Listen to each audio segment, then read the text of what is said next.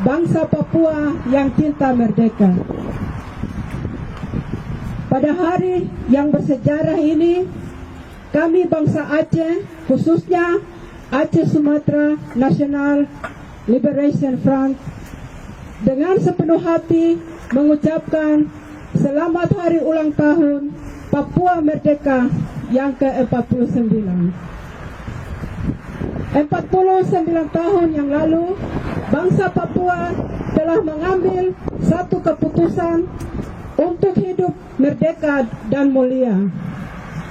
Hari ini, 49 tahun kemudian, telah menjadi saksi bahwa saudara-saudara bangsa Papua masih tetap berpegang pada keputusan yang mulia itu,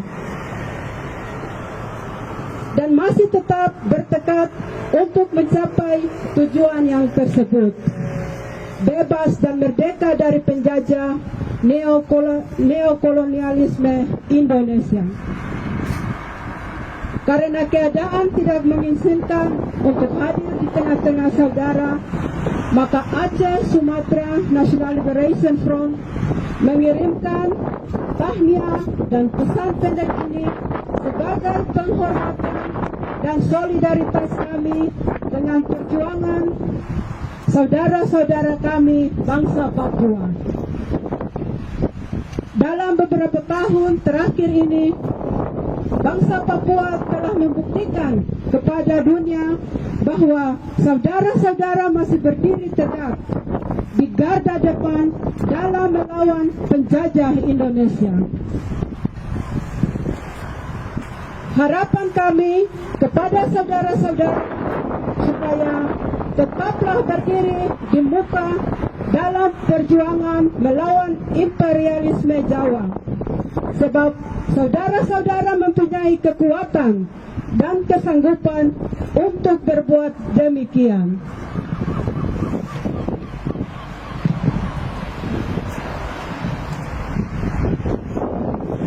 Kalau kami bangsa Aceh dahulu dikenal dunia dalam melawan penjajah Belanda hampir 100 tahun, maka bangsa Papua hari ini patut diakui telah berdiri di garda paling depan dalam sejarah melawan imperialisme Jawa yang lebih jahat itu. Pertahankan rekor ini, saudara-saudara. Kami bangsa Aceh selalu berada di samping saudara-saudara dan saling bahu-membahu dalam perlawanan melawan penjajah Jawa yang bertopeng Indonesia.